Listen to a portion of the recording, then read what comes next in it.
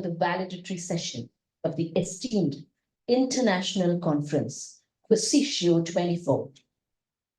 Throughout this interdisciplinary journey of exploration and collaboration, we have dwelled into the realms of knowledge, pushing boundaries and forging connections. As we draw this remarkable event to a close, let us reflect on the insights gained, the connections made, and the possibilities yet to unfold. It is with immense pride that I inform everyone that we had a total of 65 paper presentations from many fields relating to sustainable development. We had 60 total oral and offline paper presentations with 5 poster presentations. A remarkable progress indeed. And with this positive note, let us begin with our valedictory session. May I now invite our very dear Ms. Asha Raju, Assistant Professor at St. Stephen's, to lead us to moments of reflection, gratitude, and prayer as we seek blessings of the Almighty for the successful conclusion of this conference. Ma'am.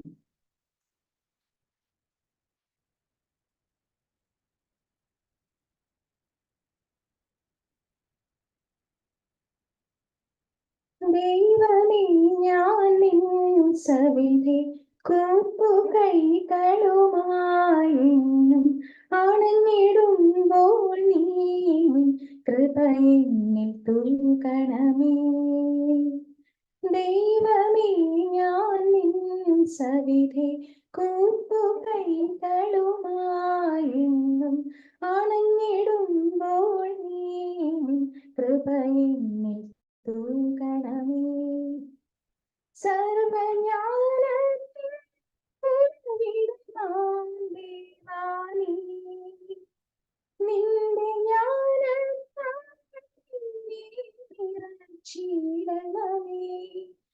ഞാൻ ചെയ്യും കർമ്മങ്ങൾ കൃപയാകണമേ. എന്റെ വീഥികളിൽ ദീപമായിടണേ. ദൈവമേ ഞാൻ നിൻ സവിധി കൂപ്പുകൈകളുമായെന്നും അണഞ്ഞിടുമ്പോൾ നീ കൃപയെന്നിൽ തൂകണമേ.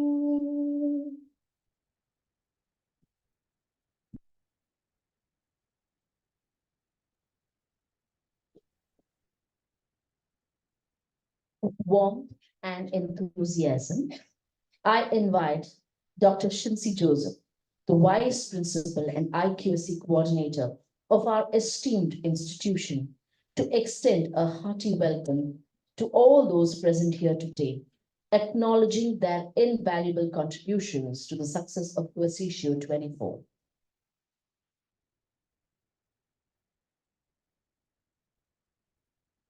Honorable President of the program, Dr. T.M. Joseph, sir, esteemed Chief Guest, Shri R Neelakandan, sir, Vice Principal and Program Coordinator, Dr. Thomas Casey, Joint Coordinator, Dr. Thomas Matthew, dear colleagues, participants of the conference, and dear students. It is with great pride and joy that we gather here today to mark the successful conclusion of QUAESITIO 24, International Conference on Sustainable Development for a Better Future, a proud moment for St. Stephen's College, Ulavu, as we celebrate our 60th Jubilee year. This program, initiated in 2019 to foster a research culture among students and faculty, has steadily grown each year, continuing successfully in a remarkable international event this year. This achievement reflects our teamwork and dedication. Around 70 papers were presented, and altogether 200 persons, including policymakers, academicians, scientists, industrialists, and students from India and abroad, have joined us for this international event.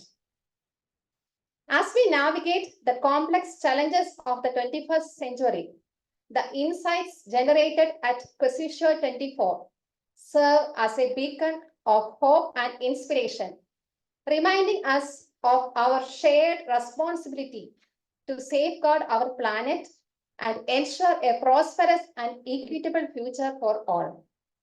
By harnessing the power of research, innovation, and collaboration, we can overcome the sustainability challenges ahead and build a more resilient and sustainable world. As the Vice Principal and IQAC Coordinator, I am privileged to extend a warm welcome to each one of you gathered here. Dr. T.M. Joseph, sir, our Pro Manager, the President of the program, your guidance and leadership have been instrumental in making QUAESITIO 24 a resounding success. Your unwavering support and vision have inspired us all to strive for excellence, and we are truly grateful for your presence here today. Sir, I welcome you, sir, on this occasion.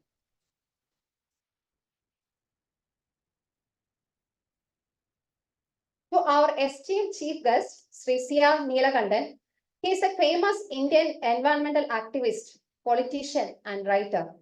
He actively participated in environmental issues such as public protests against waste dumping at various places across the state. We are deeply honored by your presence at this momentous occasion. I am sure that your vast experience and wisdom in the field will enrich our discussions and provide invaluable insights. I welcome you, sir, on this occasion.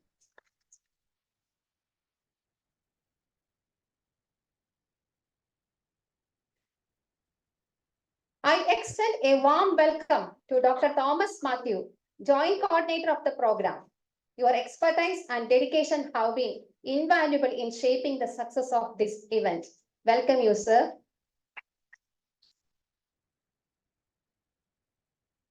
Dr. Thomas Casey, Vice Principal and Program Coordinator.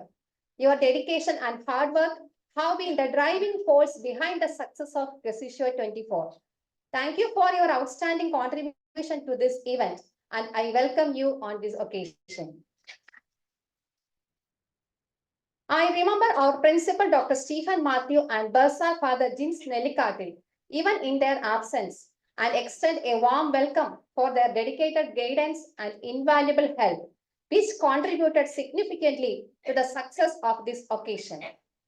Lastly, to my dear colleagues, both teaching and non-teaching staff, including the Research Cell Convener, Dr. Jisha Jos, and the Program Joint Coordinator, Dr. Bindu Bibi, and participants of the conference and students, your enthusiasm and active participation have been the heart and soul of QUAESITIO 24. Your contributions have enriched our discussions and helped us explore new ideas and perspectives, welcoming you all towards this event. As we come together to celebrate the culmination of QUAESITIO 24, let us reflect on the insights gained, the connections made, and the friendships forged. May the knowledge shared during this conference inspire us to continue striving for excellence and making meaningful contributions to our respective fields and society at large. Let us make this conference a memorable and impactful experience. Thank you. Thank you, ma'am. He has always been a source of strength and support for this institution. I now invite our Pro Manager, Dr. T.M. Joseph, an erudite scholar, to share his insights and perspectives on the significance of interdisciplinary research and the pivotal role of such conferences. Sir.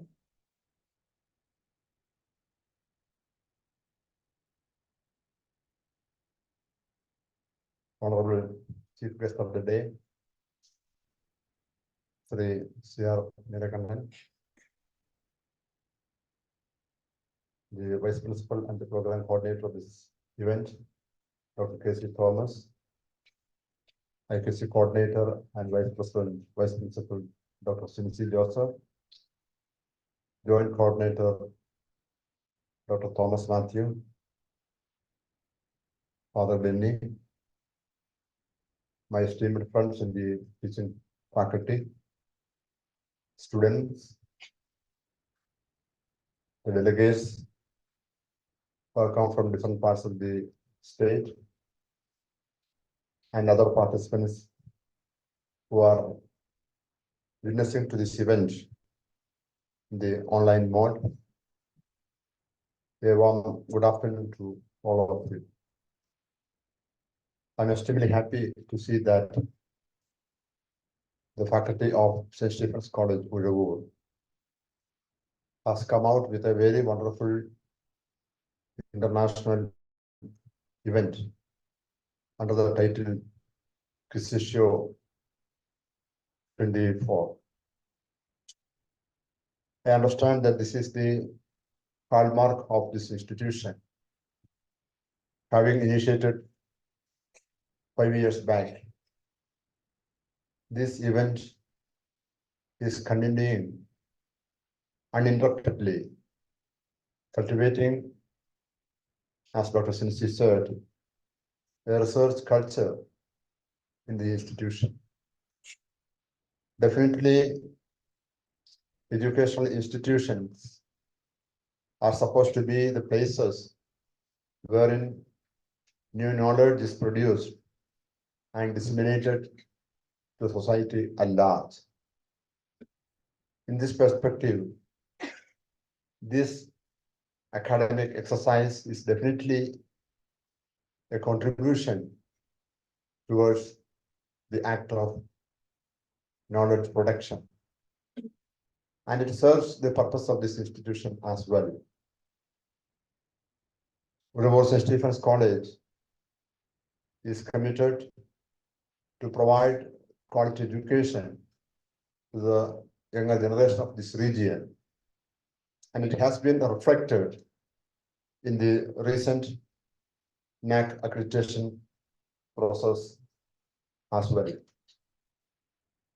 For the information of our chief guest, let me share with you, sir, the fact that this institution is accredited at a very high grade with a CGPA of 3.39. It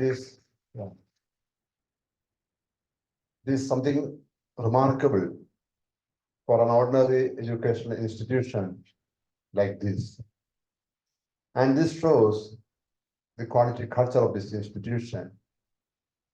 And this quality has to be maintained for the years to come.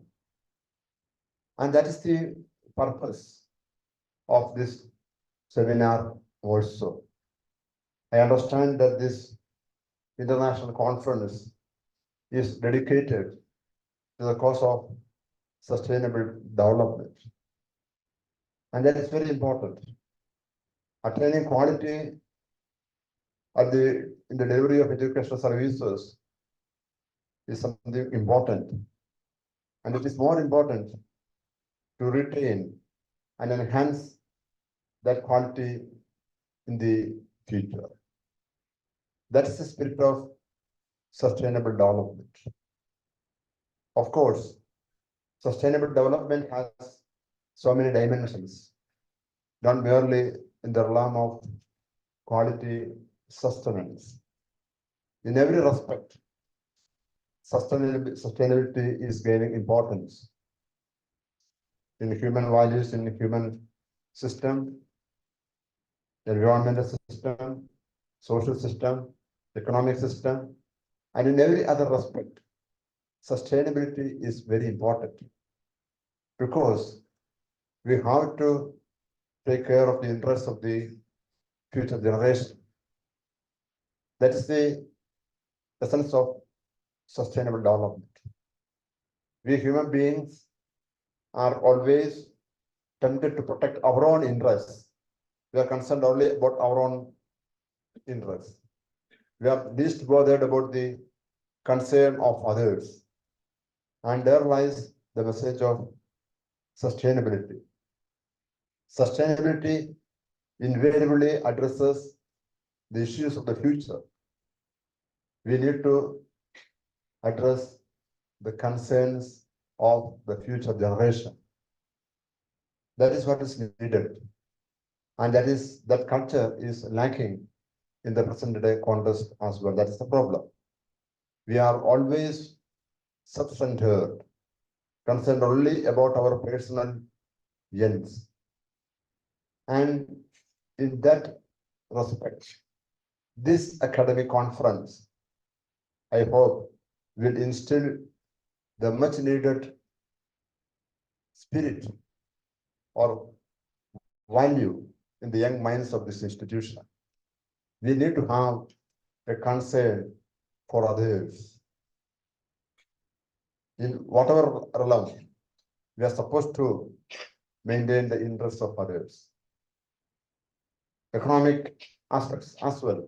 Of course, we have a lot of resources, huge money we have, and that money has to be optimally utilized, judiciously utilized, not merely for the sake of our own interests, but for the sake of others as well. See, we have money, and that money is not merely for our purpose. That has to be utilized for the benefit of the community, for others. We are just custodians of that money. We have 1 lakh or 50 lakh rupees in our bank account, maybe. But that money has to be utilized for the benefit of others. There lies the importance of sustainability. That is the sense of sustainable development. And even for other aspects also. See, for the quality of this institution, we are the proprietors of this institution at this moment. We are managing this institution. We are running this institution at a very high level. We should not believe that after our period, this institution should collapse. It should survive. It should thrive in the future as well. Therefore, we should ensure that this institution should survive in the future. This should maintain and enhance the present quality. And that there lies the importance of sustainable development.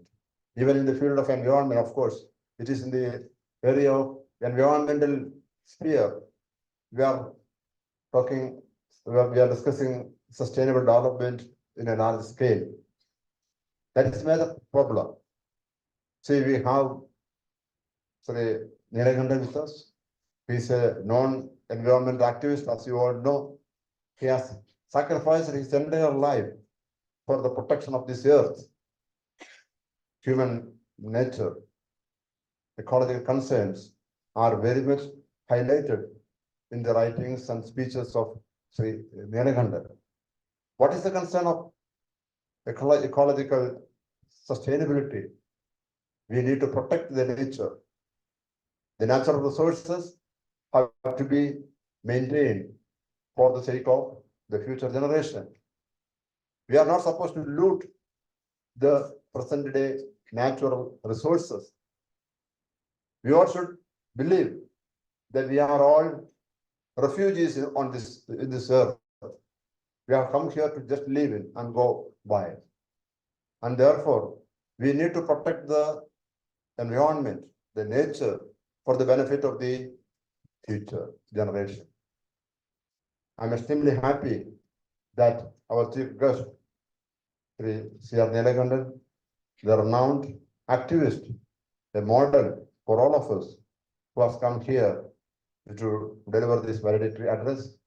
He is a good friend of mine.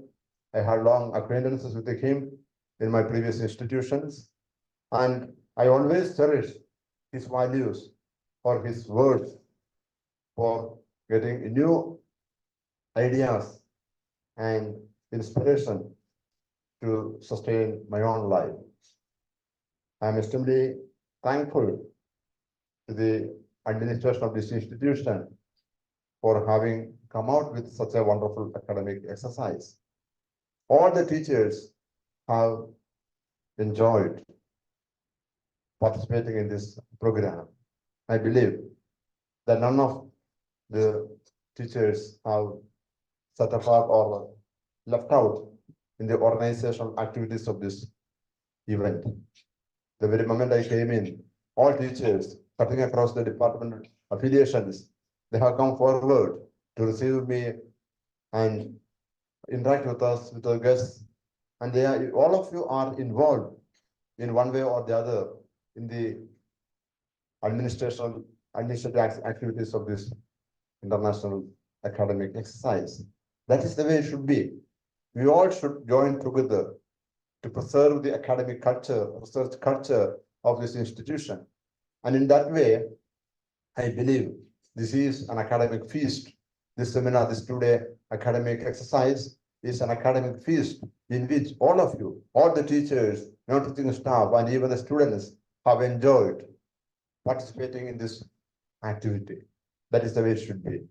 I wholeheartedly congratulate the main organizer of this program, Dr. Casey Thomas, the vice principal, the IQC coordinator, Dr. Sinsi, and of course, the principal of this college, Dr. Stephen Matthews, the Bursa Father Jins, and all others who have participated or who are associated with the conduct of this program in one way or the other. I wish this program the very best. I hope the participants, particularly the younger generation, the students, have benefited from this exercise, this academic exercise. You should look forward to receive new ideas, new information, and to get inspired, motivated to become good citizens of this country. And that is the spirit of sustainable development. I thank you everyone for having attended this seminar, this conference. I believe that a good number of papers have been presented, more than 60 papers and posters have been presented. It's not a mean achievement for an institution like this. Getting that many papers, that many resource persons from different parts of the world, even international scholars have participated in this seminar.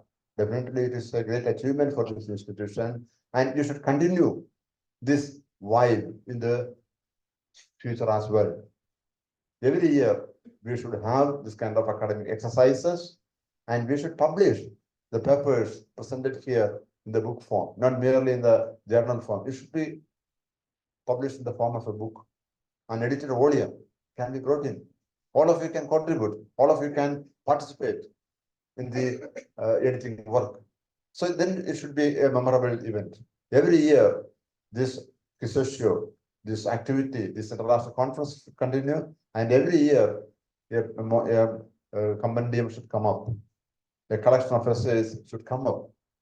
And in that way, we will continue our academic pursuits. I thank you everyone for having your patient attention. Thank you. Thank you, sir.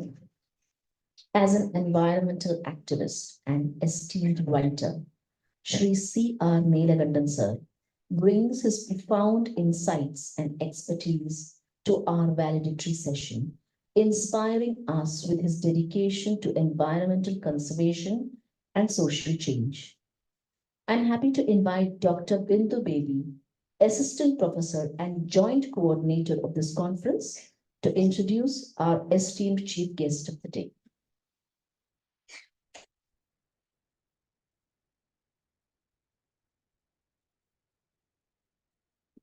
A very good afternoon to one and all present here, the distinguished guests on the dais, and my dear participants of the International Conference, QUAESITIO 24.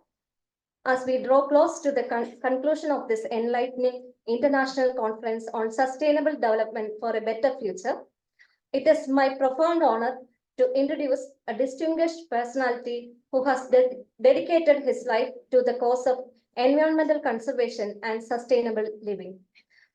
Shri R Neelakandan, born in the cultural heartland of Kerala, has emerged as a beacon of hope and change. His unwavering commitment to environmental activism has not only inspired individuals, but has also ignited movements that resonate with the core of the values of sustainability. An author, a thinker, and a former political figure, Shri Neelakandan's journey is marked by his constant advocacy for the protection of our natural resources. His voice has been instrumental in shaping public opinion and policy towards a more eco-conscious future. He is spent a lot of his life fighting to protect the environment and helping communities in Kerala.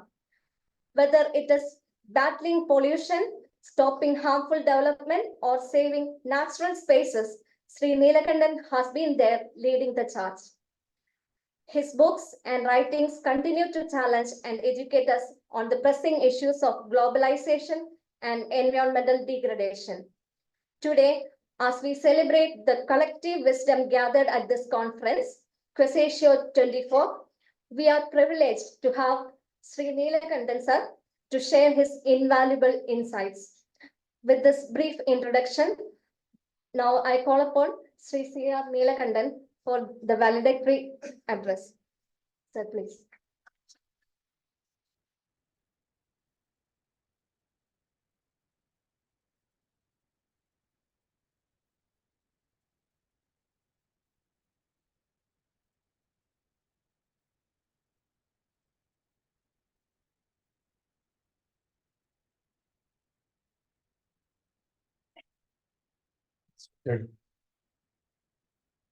President of this function, my friend Dr. T.M. Joseph, Dr. C. Joseph, Dr. Thomas Matthew, the teachers, non-teachers, and my very favorite students.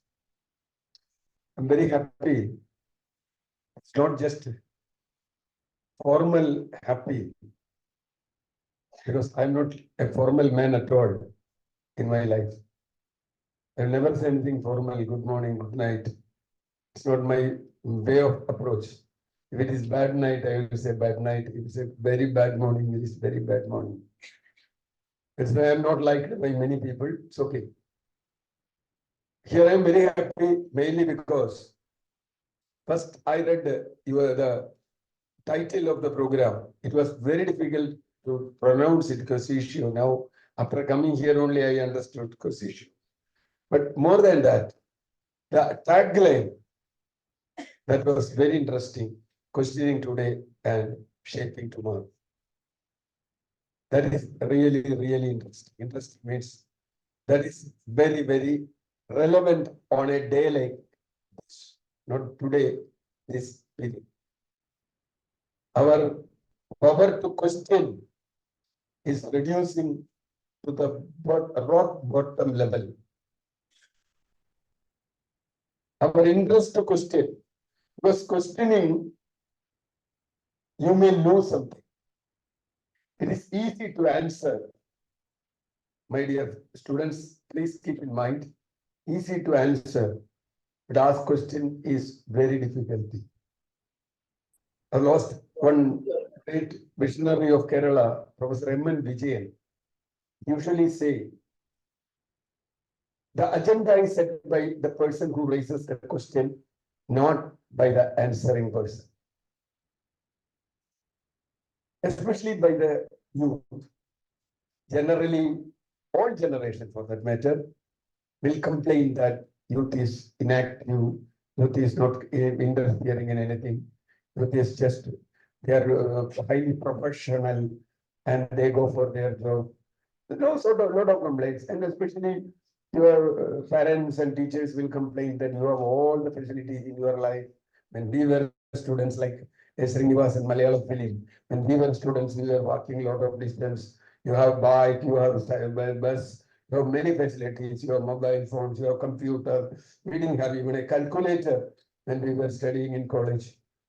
I was using a slide rule. I don't know if any of you had heard of slide rule as calculator. It's very difficult tool. And when I was doing my engineering. So what I'm saying is you have a lot of facilities now, you have at your fingertips all the world. You can get what was the breakfast of American president today and what is the dinner for British king tomorrow. All you can get on your fingertips. Whether it is required or not, that is a different question. Whether it is relevant, okay, I know what is the breakfast of Joe Biden today. The problem is, okay, but don't believe the parents and teachers, including me, because they are lying. They say you have a lot of facilities. So you were inactive always, that you are always on the touch screen and all, no? Most of you might have got the complaint from your parents. But actually, it's a mirage. It's a mirage. I used to walk from my house 3 kilometers to my school. Walk. Every day 4 times, going in the morning, coming back for lunch. In 1 hour time, I walk 3 kilometers, have my lunch. That may be mostly about 5 minutes I get for taking lunch. Then run back to school, then coming back. So 12 kilometers every day I used to walk. But I never thought it is a long distance. Because I have a lot of entertainment on the way. Entertainments, my friends will be there. More than that, it will be very hot generally. So we'll bring water. There were 12 wells, including some public wells, from where we will take water. There will be some sort of buckets kept there in the public well. You can take water. Can you imagine? Within 3 kilometers, I had drunk water from 12 wells. Can you imagine there is a taste difference between wells? 12 taste of water. There is a maybe very small difference. But I can recognize the water from which well it is taken. Because almost 9 years I was working every day. So I was getting many things, gooseberries. I was getting many small fruits on the way. I don't know the English, most of them. Many fruits, free sometimes stealing from the neighbors. So I take it. I was getting that. I had a teacher in 4th standard. When I was in 4th standard, he retired. So you can imagine what will be his age. I was in 4th standard, he was retiring. He was my neighbor. I used to quote him many times because who made me or who actually laid the foundation for my life. I respect him more than any teachers had taught me after that. Studied in many institutions because what happened is he was very strict. His name is Manon. We call Manon Marsh. It was his Marsh means, in Trichure and all my place, Marsh is a common word for teachers. Marsh and a teacher. So his wife was a teacher. He was very close neighbor to me. So after my study and during my employment and all, he was very close and he was very friendly. He was like a father like to me. And his two sons, they were abroad. Abroad means Bombay or America or something. So nobody is there. He and his wife was there. So mostly I will act as their son. Go to hospital, bring something from shop. Even on Saturdays when I come back from my workplace, I'll bring him something. He will give me something. There is a secret in my close relation with him. That secret is very simple. He's a very good farmer. He had 84 types of mango trees in his plant, in his 3.5 acre land. 84 types of mango trees. Without using Google, how many types of mangoes you can remember, not eating, at least not getting. How many types you can say?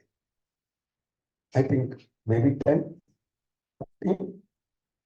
I can write 84 types of mangoes and I can recognize the taste, either it is ripe or it is very in the raw stage. I can recognize that because he taught me this is this mango. There was an incident that was the most important thing. He was at almost 80, above 80 that time. It was very heavy summer. He was it was some holiday something. So I went to his house around 1 noon time. He was in the field, his land. He was doing some agriculture work, something. So I asked him, sir, it's very hot. You go in, I'll do whatever you want. I'll help you. So he told, no. This is a new mango tree, what you call, he got small planting.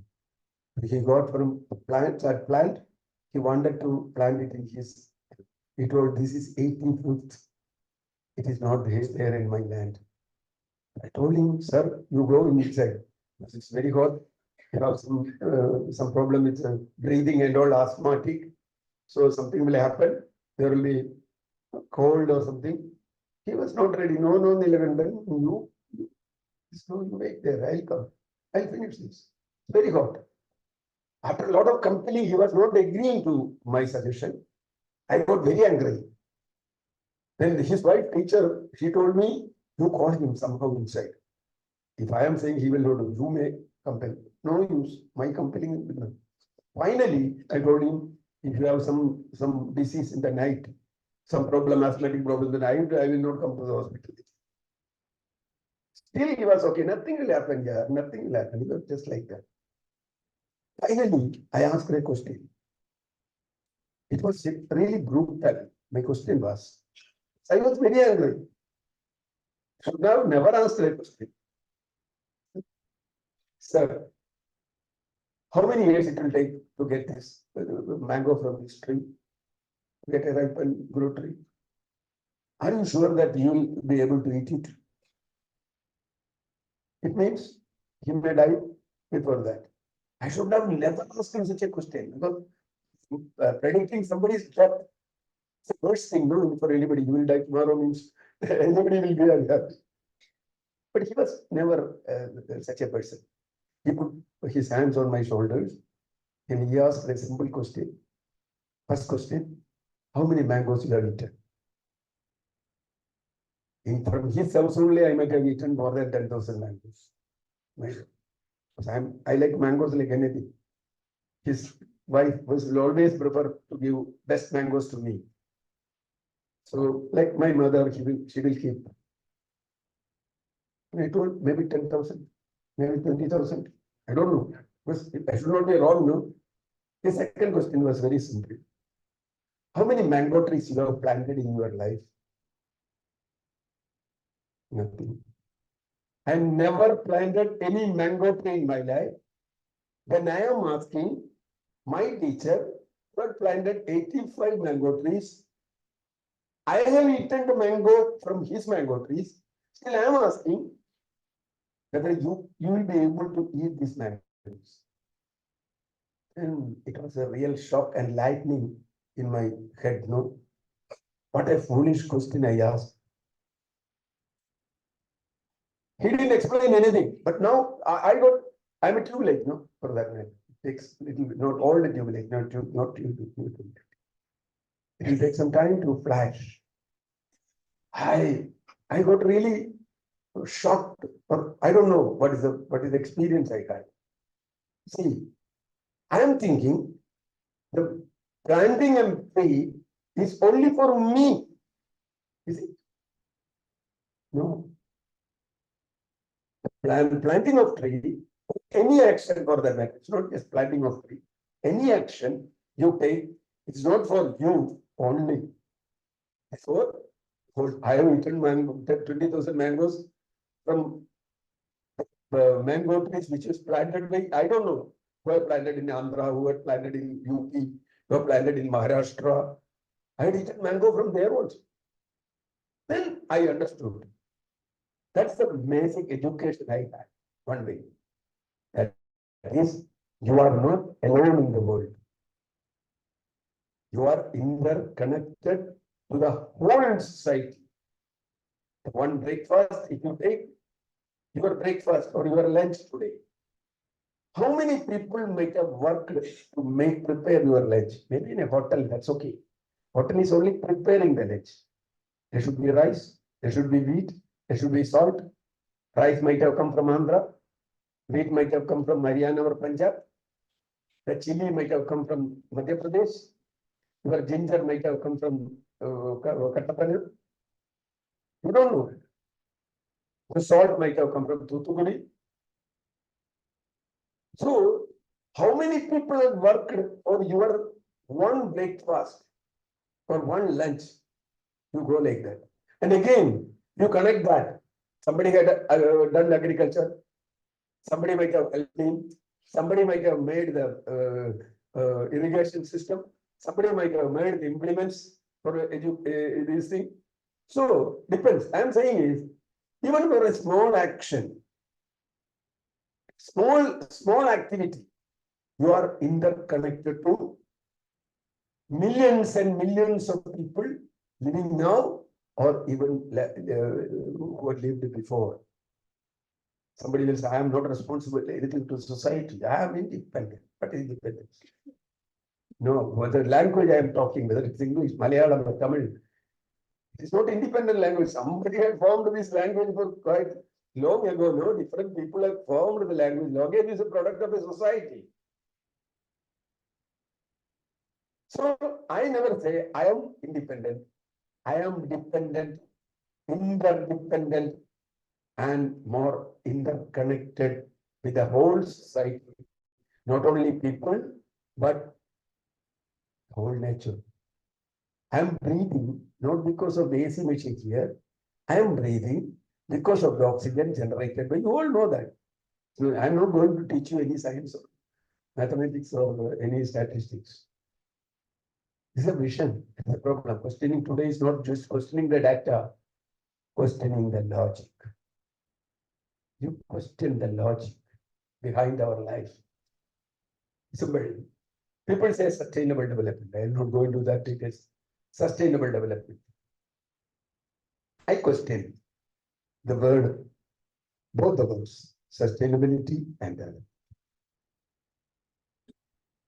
Okay, as a phrase, you can use it. But if you go into the details,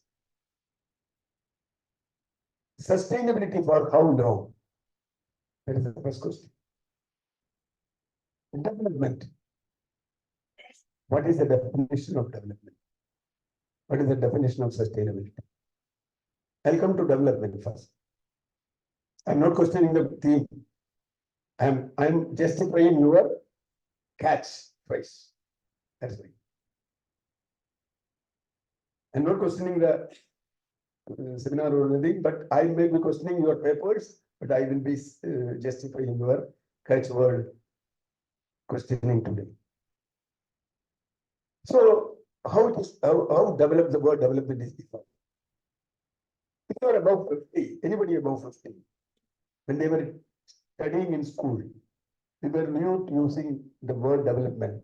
We were using another word, progress.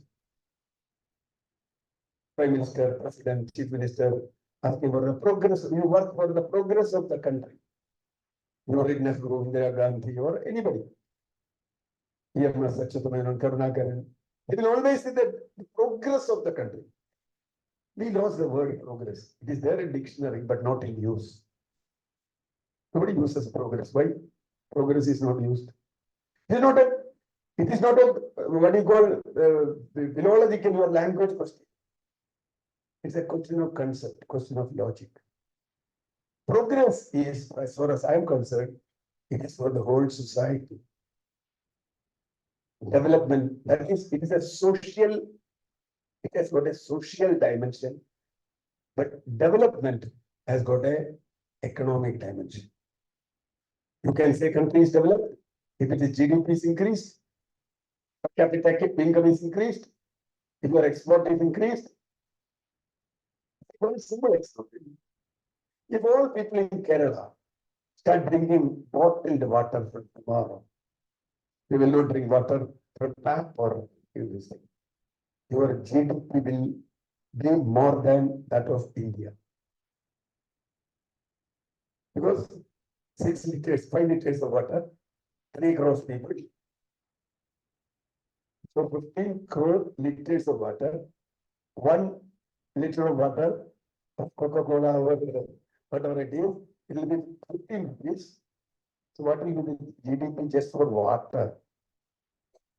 Another, if 50% of people in Kerala are getting serious diseases, like not like this thing, small flu or something, serious disease like cancer or kidney trouble, where you require daily treatment, daily, or even diabetic.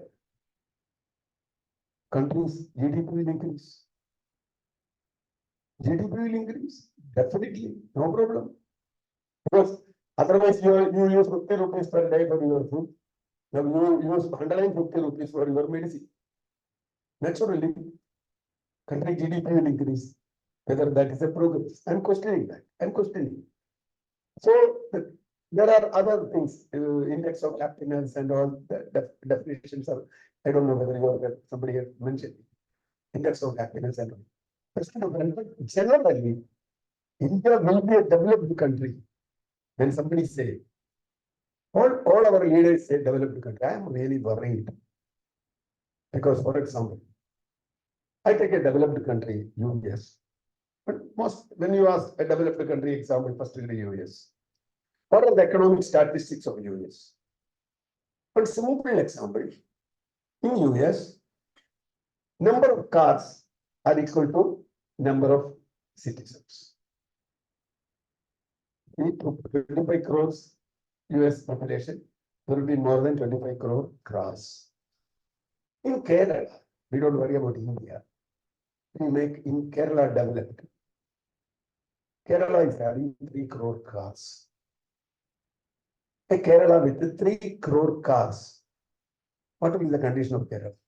Because we want to be developed, no question. Don't ask any question. Questioning is bad. Questioning development is bad. Because we are all called anti-developmentalists. No problem.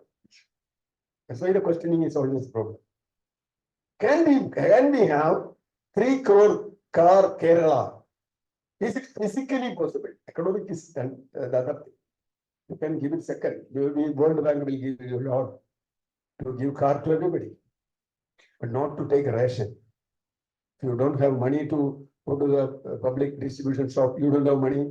No World Bank or no local bank will give you loan. But if you want to buy a car, you will get loan. Very simple. Every day I am getting a message, but I don't have a car. So somebody told he doesn't have a car. So every day I will get a message. You want a car, a new car, Maruti car, Honda car, BMW car, whatever car you want. So what I'm saying is, that development is impossible. Now itself, I don't know, you might have heard the Earth Day. Every year we have Earth Day. It's not a normal, it's not actually the exact.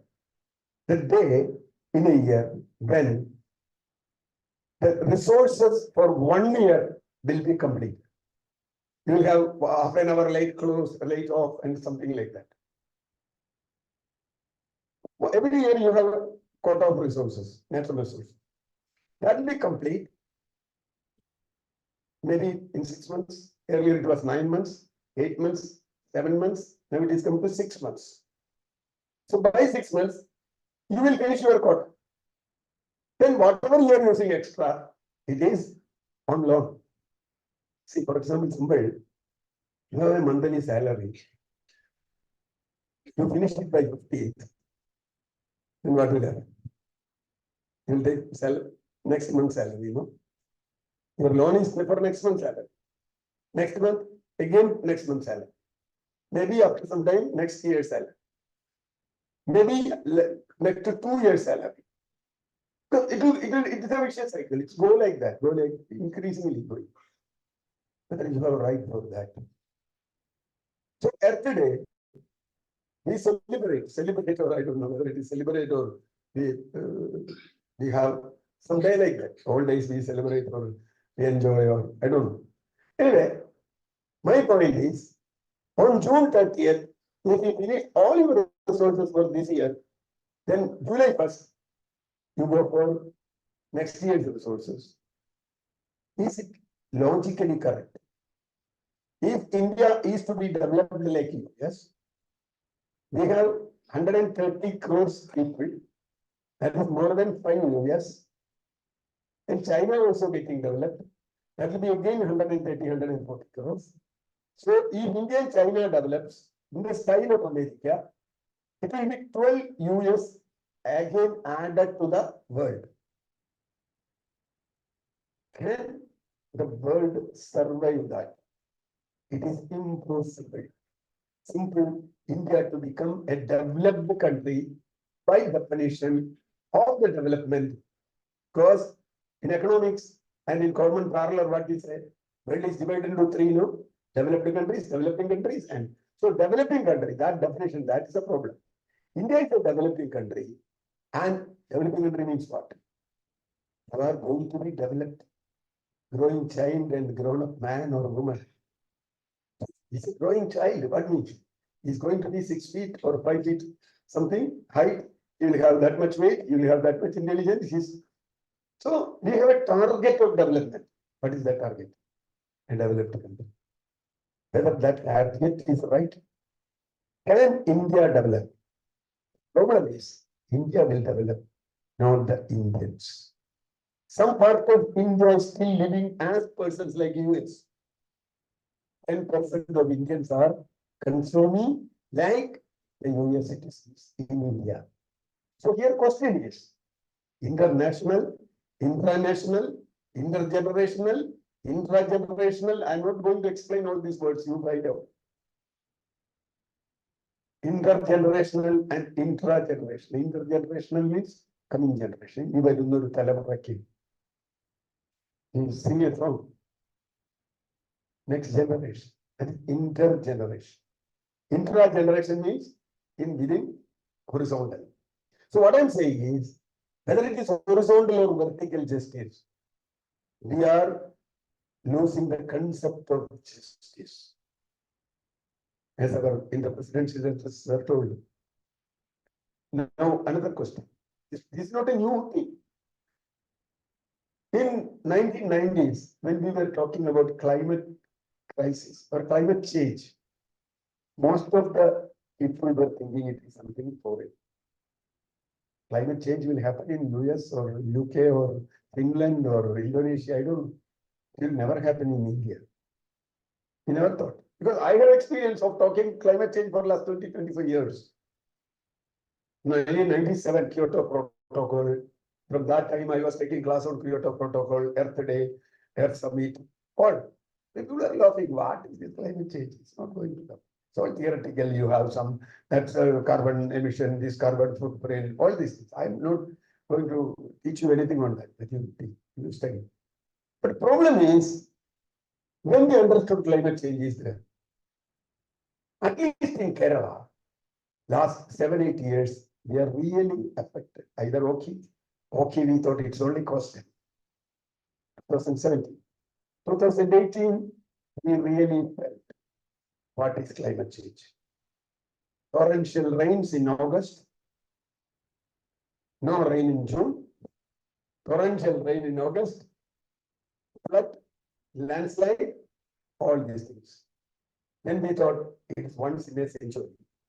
But it happened in 1924, now it is 18, so it will be next, we have to think it will be 2110 or something. It will. But it again came in 2019. So we thought it's not century, once in century, once in every year, it may come. This year also it may come. I don't know. Climate, now it's not climate change.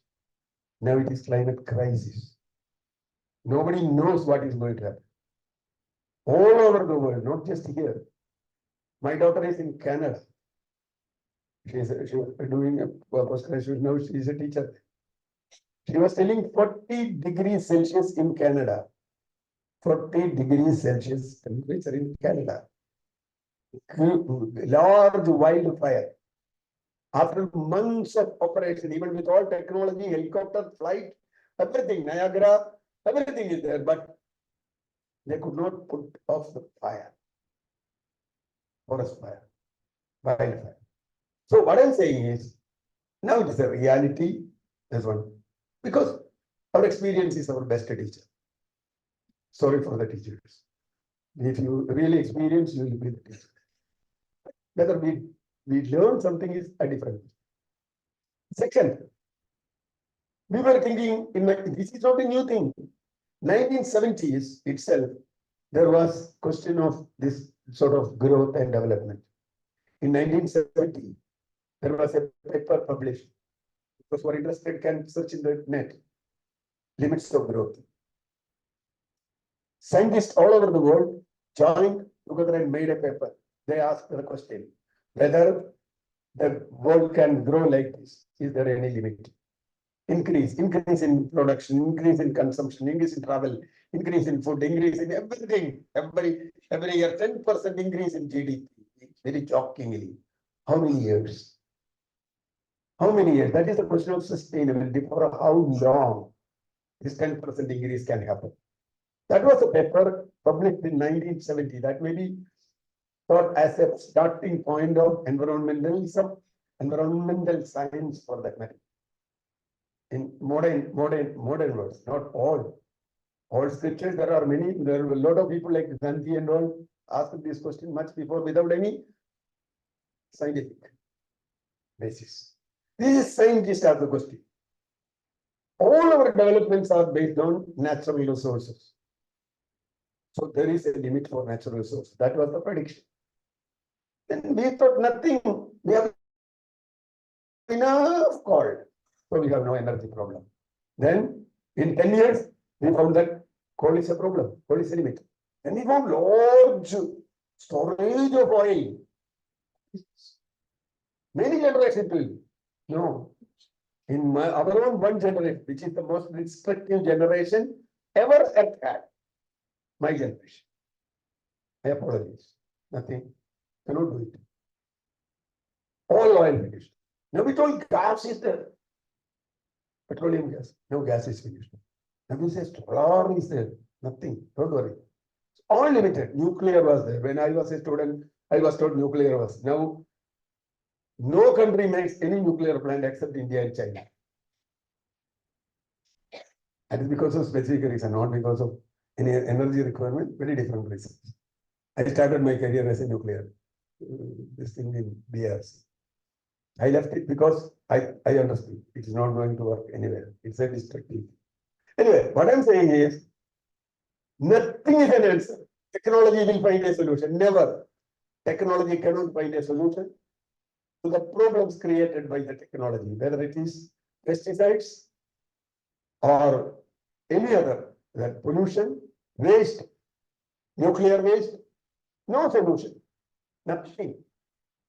All under the carpet.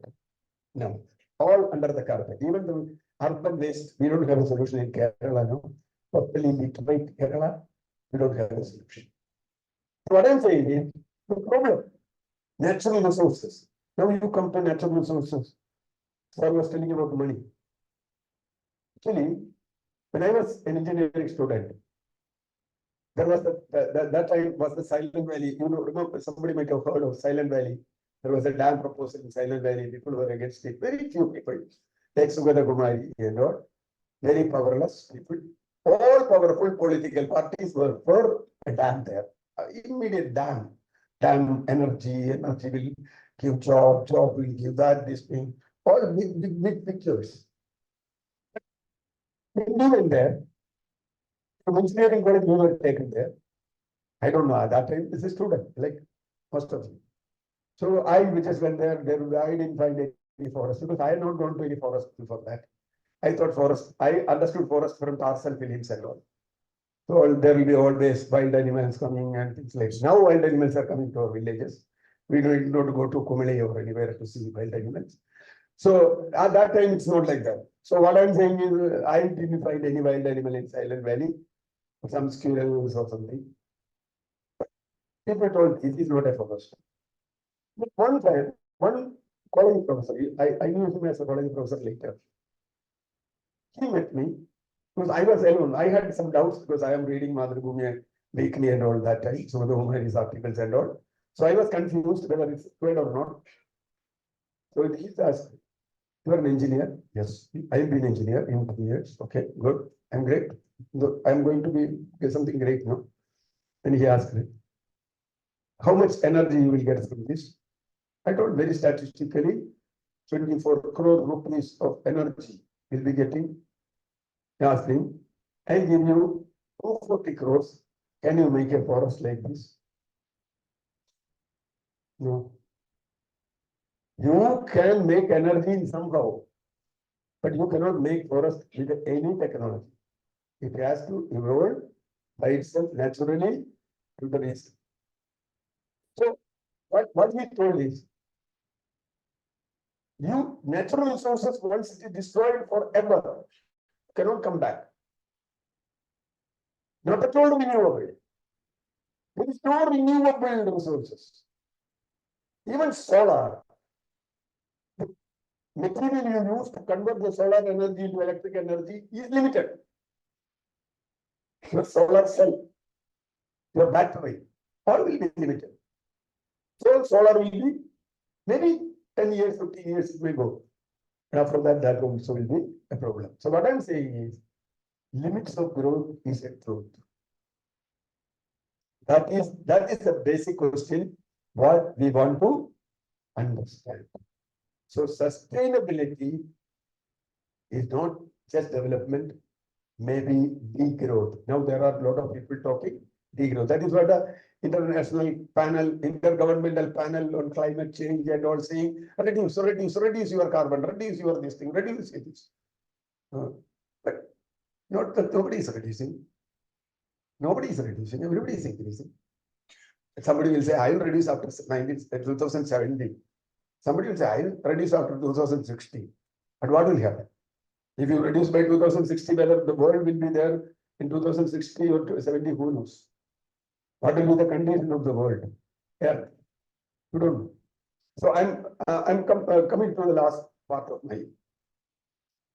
People will ask whether this is possible. Sustainability is possible if you are not violent. That is Mahatma Gandhi's first principle. The only sustainable thing in the world is non-violence. With violence, you can never be sustainable.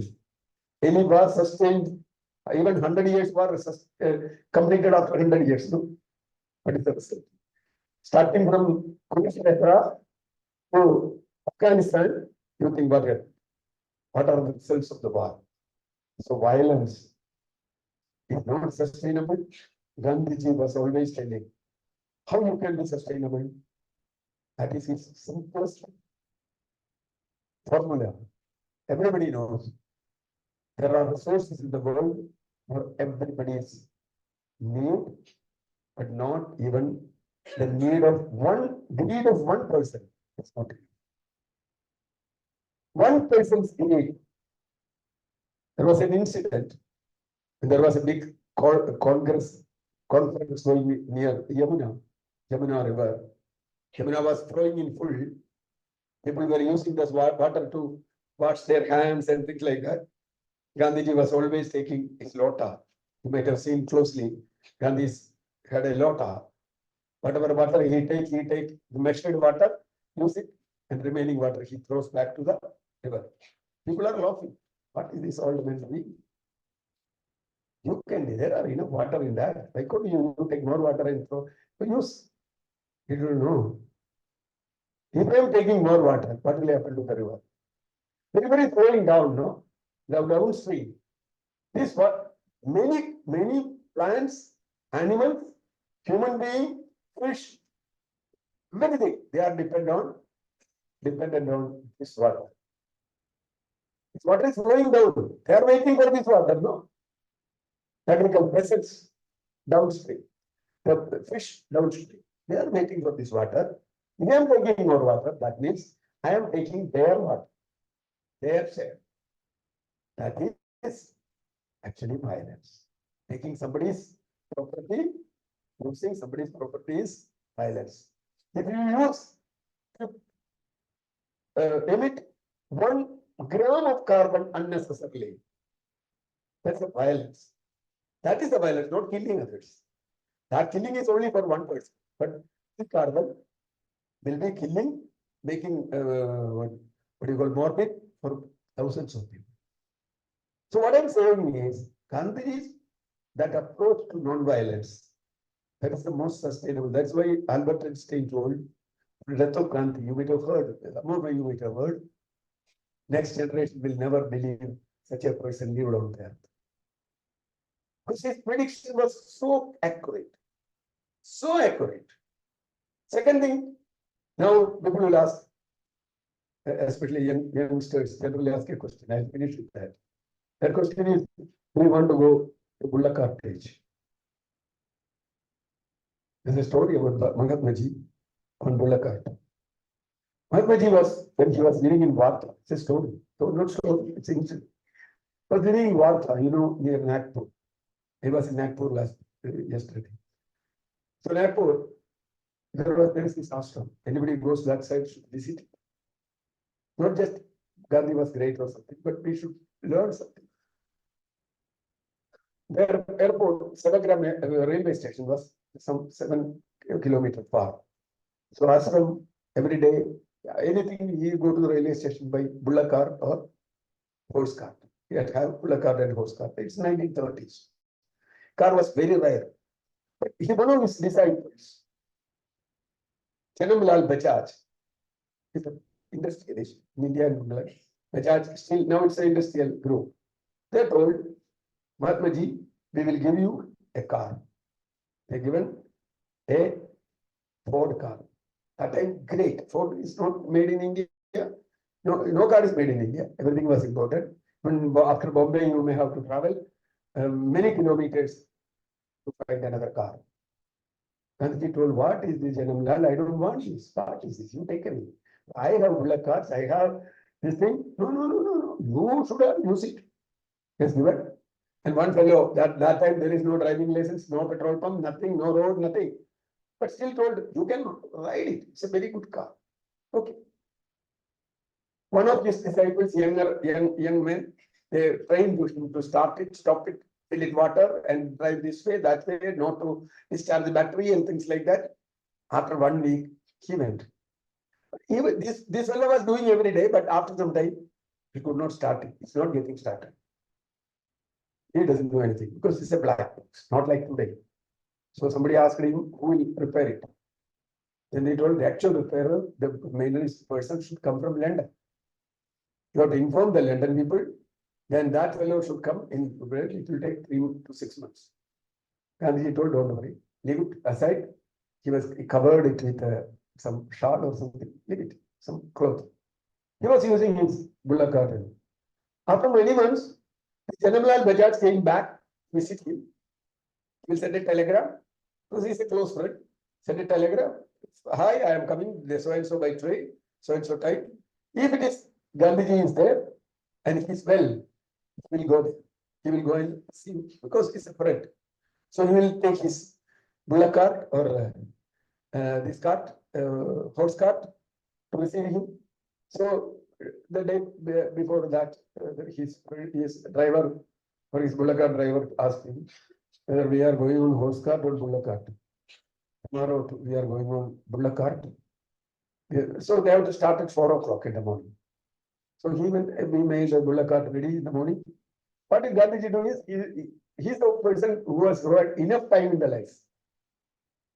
He answers every letter sent to him by writing, not hi. He writes answer. Every letter sent to Gandhi is answered by Gandhi. He has to see it.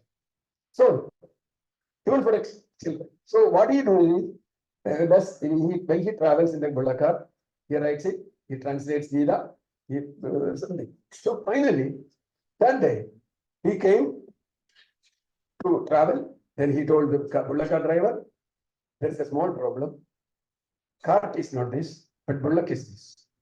Cart is our car, and he used the bullocks in front of the car, asked to go to railway station, and he asked the driver to sit in the this thing near the steering, and Bulla cart driver to sit on the bonnet, drive, go to railway station, shallow railway station.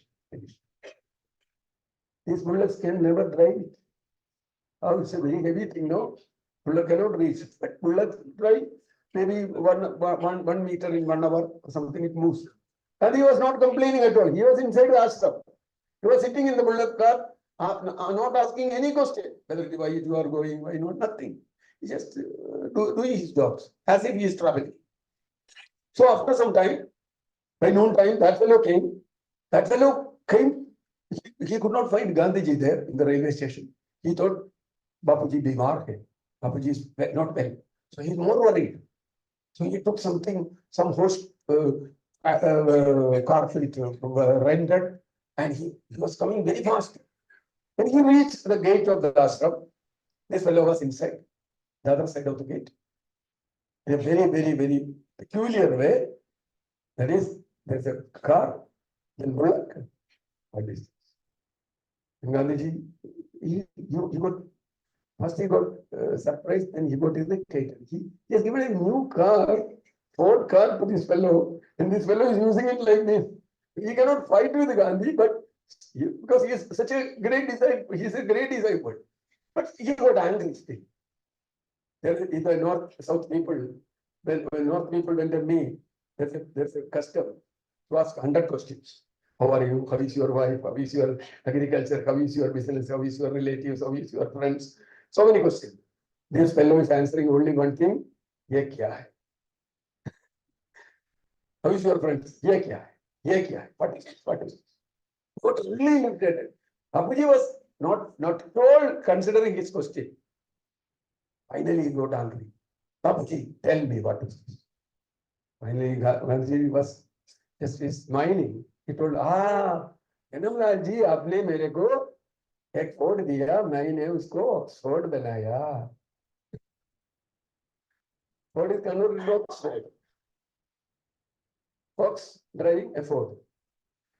मैंने उसको Oxford बनाया. That is one of the greatest jokes of Gandhi. Even Janamlal was very angry. He started smiling.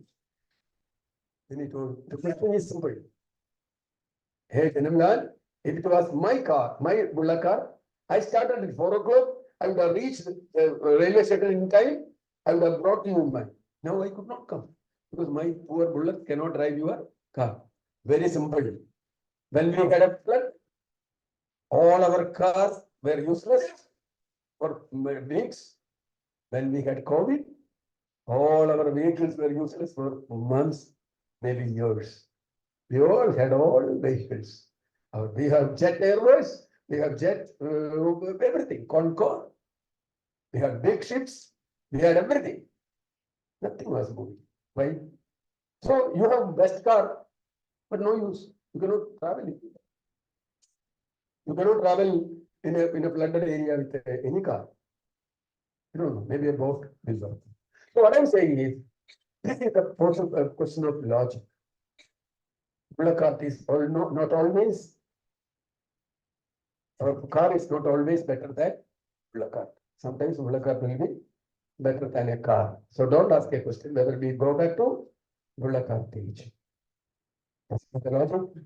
And simple example logic, I can tell you, you all know, at least Keralites who are listening to this will know, might have heard very near here by Muhammad Bashir. He was from very near to this place. He had a very good mathematics. You all studied 1 plus 1 is larger than 1. People were thinking 1 plus 1 plus larger 1 is wrong. That Majid, the character was food. And it was a joke.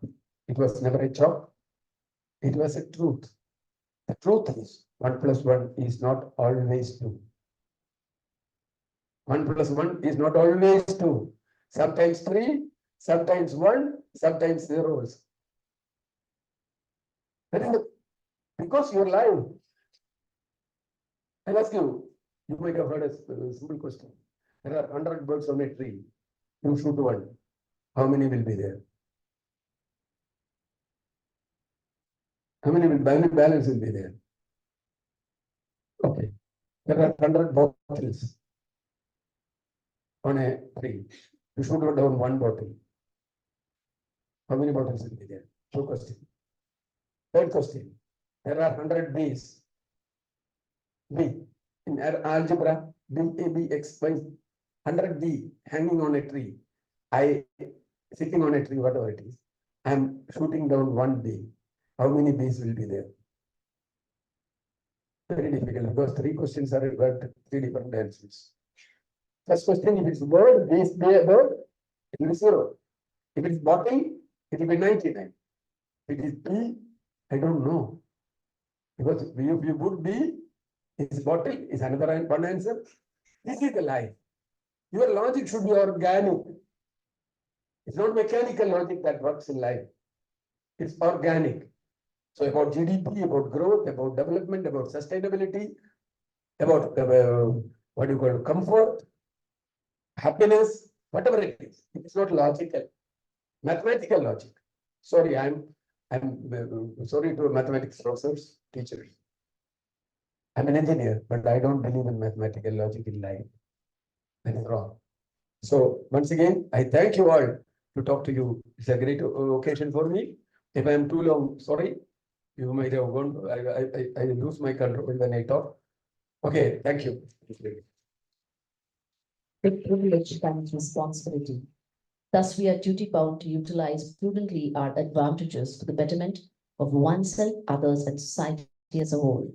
We offer our sincere appreciation to you, sir, for your enlightening speech on continued commitment to environmental preservation and societal progress. We now extend our heartfelt gratitude and appreciation to our chief guest for gracing us with his esteemed presence and for his invaluable contribution to this conference.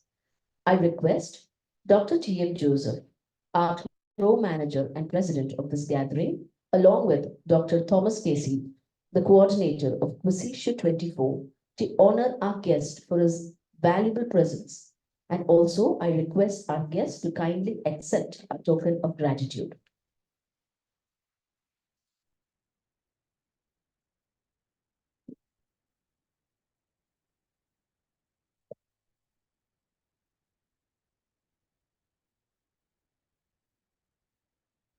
Thank you all. Feedback plays a crucial role in the continuous improvement and refinement of ideas, fostering a culture of learning and growth within any endeavor. I request a few participants to share their valuable thoughts and experiences with us.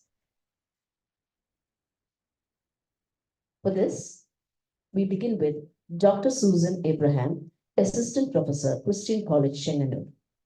Ma'am.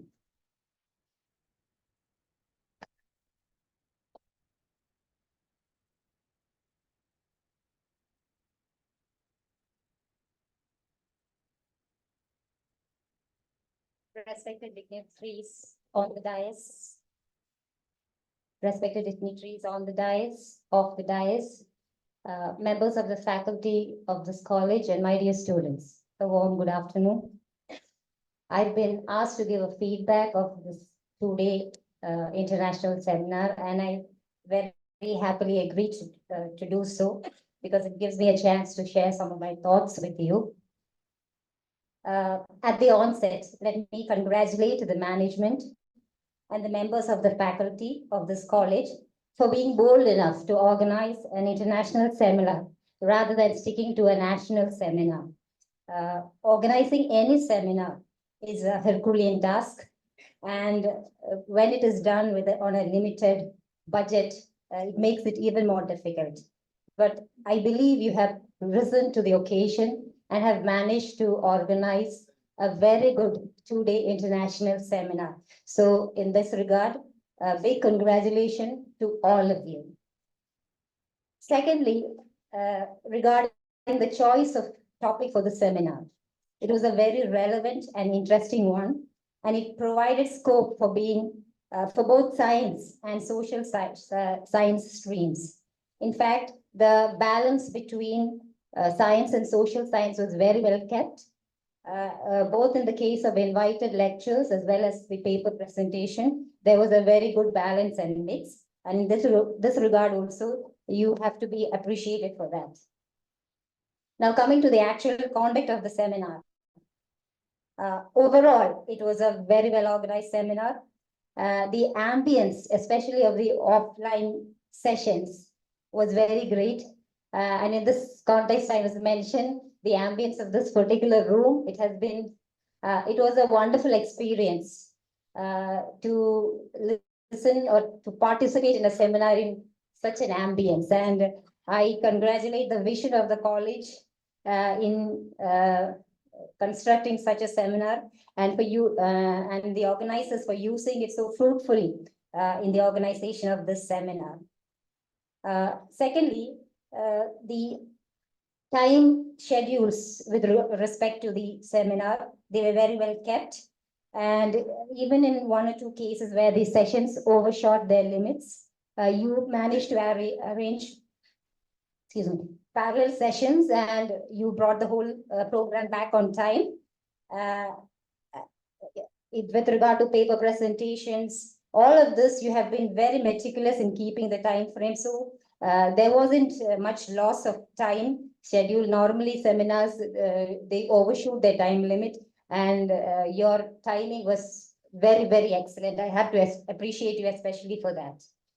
Now, another thing I noticed was the teamwork and cooperation among your faculty members, your management, of course, but especially among your faculty members.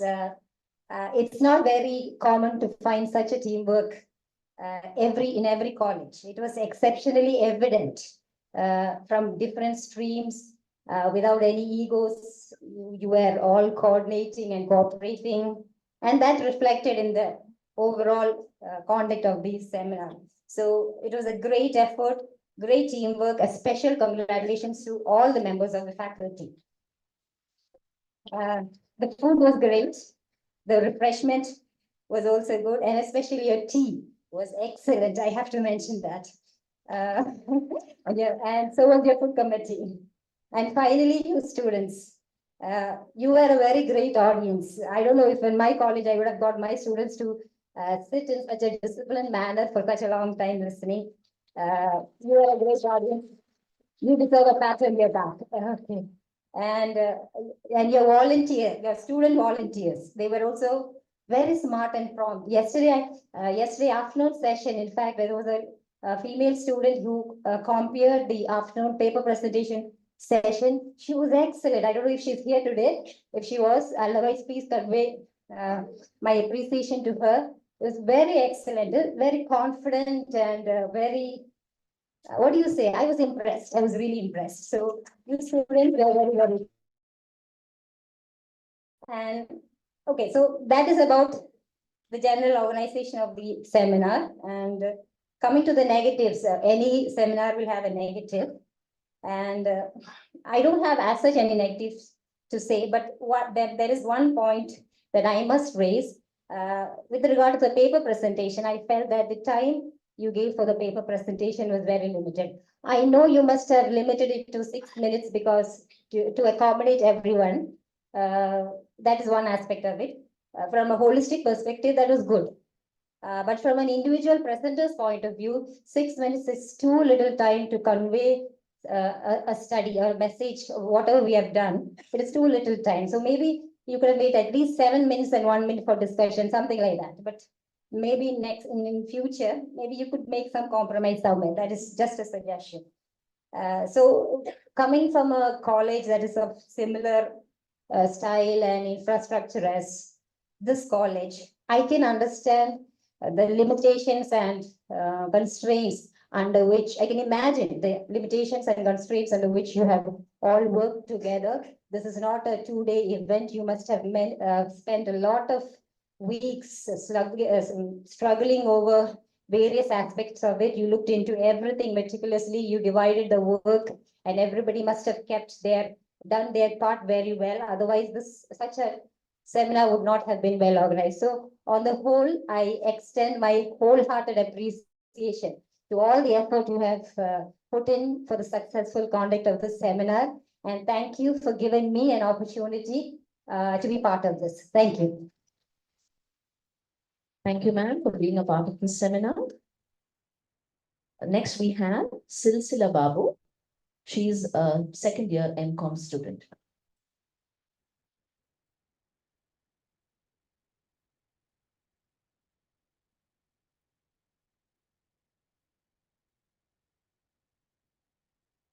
Good afternoon, everyone. As we stand here on this momentous occasion, as on our academic journey, it's imperative to acknowledge the pivotal role sustainability plays in shaping better future. Our collective efforts in fostering sustainable development has not only enriched our academic experience, but also sown seeds for better tomorrow. In these 2 days, as a student, we have gained lots of knowledge about sustainable development and its connection with various disciplines. Thank you, and here's to a future we build with purpose, integrity, and sustainability at its core. Thank you. Thank you, Cynthia. We have Gopiga Krishna, first MSc Chemistry student.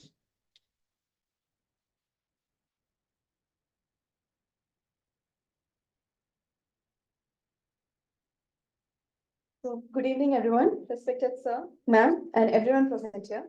As we have come to the conclusion of QUAESITio 24 International Conference on Sustainable Development, I would like to take a moment to reflect on the incredible insights and discussions that we have conducted in the past few days. As we all know, there are almost 65 paper presentations, each offering unique perspective and ideas for creating more sustainable future. And through this conference, we got an idea about the factors that contribute to our sustainability and also that not only scientific factors, but there are also different socio-economic factors that contribute to sustainable development. Lastly, thank you to everyone whose dedication and commitment made this conference a grand success. And thank you to the staff community for providing us with this great opportunity to attend this conference. Thank you. Thank you, Gopiga. We're concluding the feedback session with Devi Priya AK, first MSc Physics student.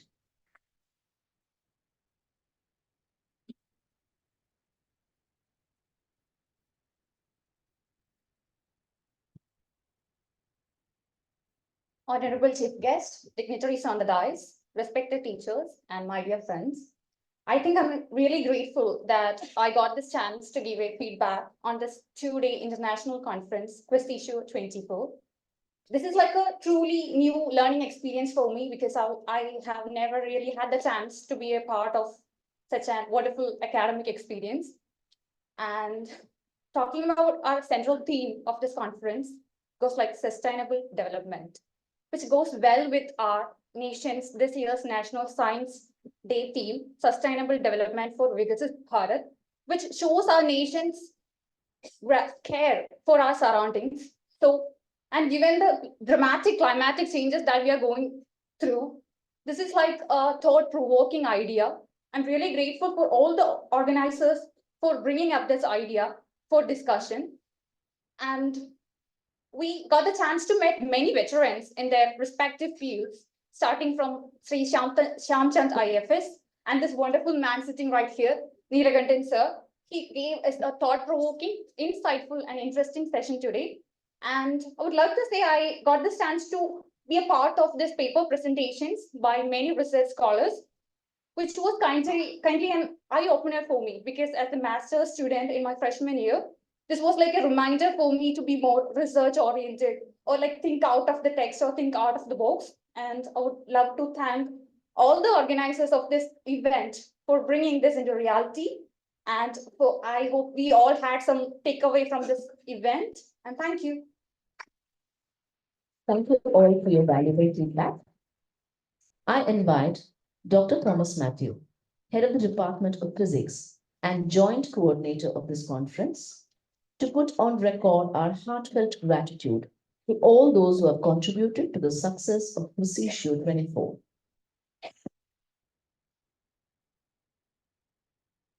Distinguished Chief Guest, R Neelakandan sir, Pro Manager Dr. T.M. Joseph sir, Vice Principal and Accuracy Coordinator Dr. Shri Joseph, dear delegates and participants and students.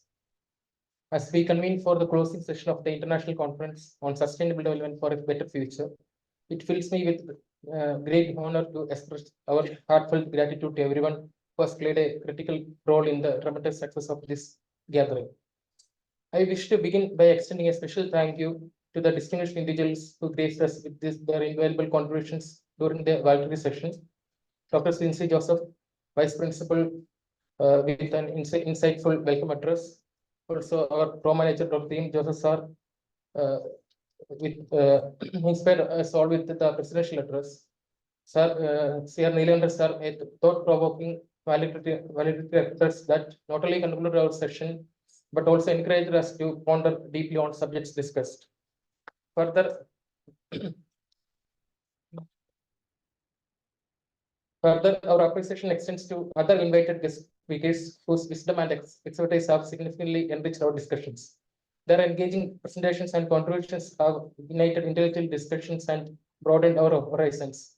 Our sincere thanks to Shri Shyam Chand AFS, Professor Mohammed Hatta, Dr. Rajesh Vinod, Dr. Jose Chatukulam, Ms. Sherin Parakel, Dr. Gabriel Simon Tattil, Dr. A.B. Paulos, and Dr.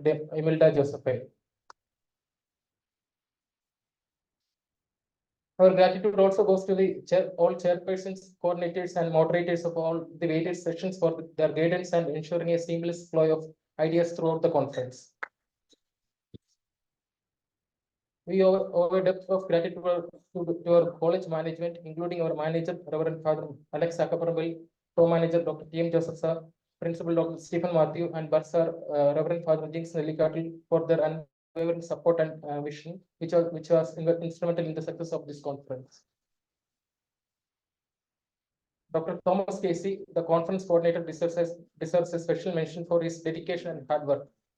His efforts in overcoming the challenges of organizing this conference in its physical form, securing funds, identifying guests, and planning the event have been remarkable. We deeply appreciate your commitment, sir. Also, personally, I would like to express my gratitude to Dr. Bindu Devi, the joint coordinator, for her tireless efforts and significant contributions to the planning and execution of this conference. Her dedication has been instrumental in shaping this event. Thank you, Ms. Our appreciation extends to the research cell and IPSC of our college for their collaborative effort in organizing this conference.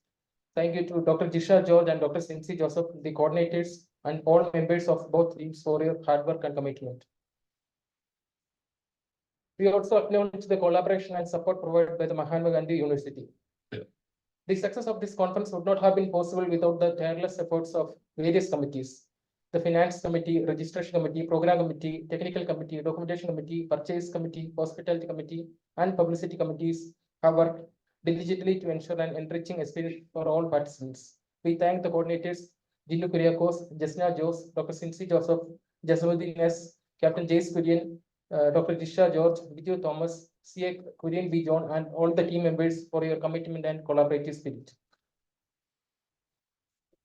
We are also grateful to the PTA, lower and the teaching staff for their generous financial support. Your contributions have been invaluable. We are also grateful to the hard work and support of the administrative and support staff of our college. The dedication is appreciated and it was essential for the event success. The Media Commission of the Art Park of Kottayam played a crucial role by providing technical support, the Zoom platform, and also the live streaming services. We extend our sincere thanks for all your contribution and unwavering support. We also extend our gratitude to all media professionals who extensively covered this event. Lastly, but not least, to all our student volunteers and participants. Your enthusiasm and active engagement have made this conference vibrant and memorable. As we conclude this event, let us carry forward the knowledge, connections, and inspiration we have gathered with the hope of organizing an even more impactful conference in purely physical form the next year. Thank you all once again for your contributions and for making this conference will be remarkable. Thank you. Thank you, sir. As we come to the close of this memorable event, I request everyone to rise for the national anthem, symbolizing our unity and pride in our nation.